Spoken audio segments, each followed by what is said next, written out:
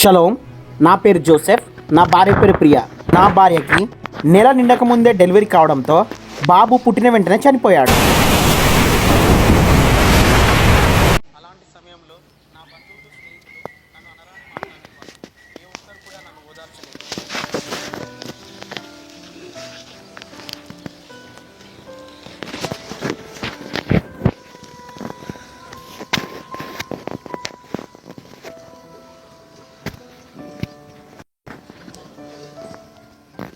జరిగిన దాని గురించి మేమిద్దరం బాగా ఏడ్చేవాళ్ళం.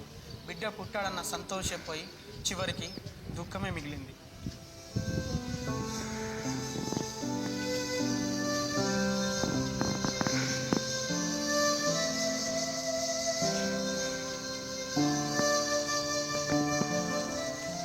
మాకు గర్భఫలం ఇమ్మని దేవునికి విశ్వాసంతో ప్రార్థించేవాళ్ళం.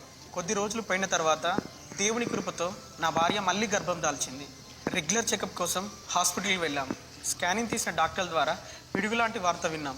గర్భంలో ఉన్న శిశువు పొట్టపైన గడ్డలాంటి చిన్న కురుపు ఉందని, అబార్షన్ చేసి శిశువును తొలగించకపోతే తల్లి ప్రాణాలకే ప్రమాదమని డాక్టర్లు చెప్పారు. ఫ్రీ డెలివరీ వరకు వెయిట్ చేస్తే తల్లికి బిడ్డకు ప్రమాదమని, ఇప్పుడైతే శిశువును మాత్రమే కోల్పోవాల్సి వస్తుందని డాక్టర్లు చెప్పారు. ఆ మాటలు విన్న నేను ఎంతో ఏడుస్తూ డాక్టర్ను బ్రతిమాలినప్పుడు, బయట ఉన్న శిశువుకు వైద్యం చేయొచ్చు కానీ గర్భంలో ఉన్న శిశువుకు వైద్యం చేయలేము, మీ బిడ్డను ఆ దేవుడే రక్షించాలని చెప్పారు. అబార్షన్ చేయకుండా శిశువును గర్భంలో ఉంచితే ఇద్దరికి ప్రమాదమే కాకుండా, ఒకవేళ నీ భార్య గనక బ్రతికితే జీవితాంతం పిల్లల్ని కనడానికి పనికి రాకుండా పోతుందని చెప్పారు.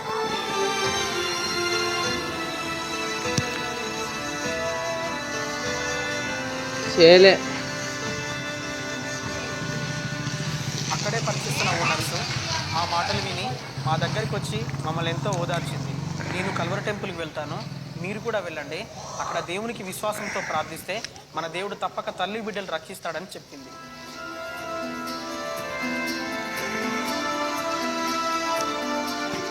వెంటనే మందిరానికి వచ్చి నా భార్య బిడ్డల గురించి చెప్పి అక్కడున్న సేవకులతో ప్రార్థన చేయించుకున్నాను.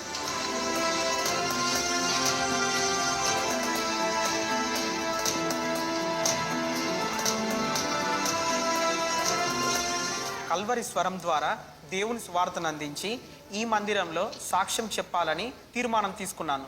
రాత్రుళ్ళు సరిగా నిద్రపోయే వాళ్ళం కాదు. మానసికంగా చాలా కృంగిపోయాం. ఒక్క నెలలోపు తప్పకుండా అబార్షన్ చేయాలన్న డాక్టర్ల మాటలు విని దేవుడికి ప్రార్థించి హాస్పిటల్కి వెళ్ళాం. అక్కడ డాక్టర్ల నోటి వెంట ఏమి వినాల్సి వస్తుందేమోనని చాలా భయపడ్డాం.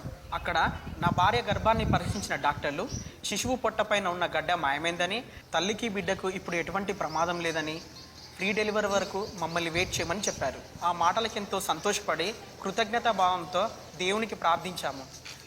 చూస్తూనే నా భార్యకు 9 నెలల నుండి డెలివరీ అయ్యింది. మా దంపతులను ఆశీర్వదించిన దేవుడు మాకు ఒక పండంటి బాబును బహుమతిగా ఇచ్చాడు.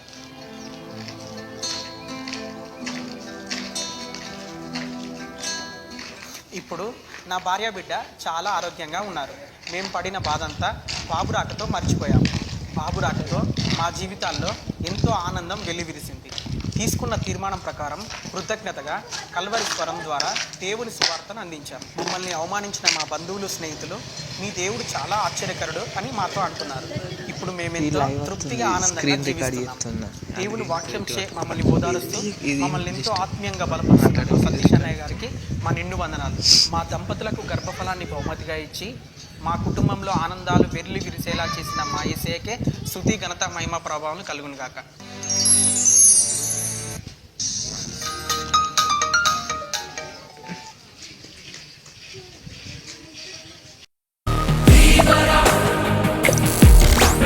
Show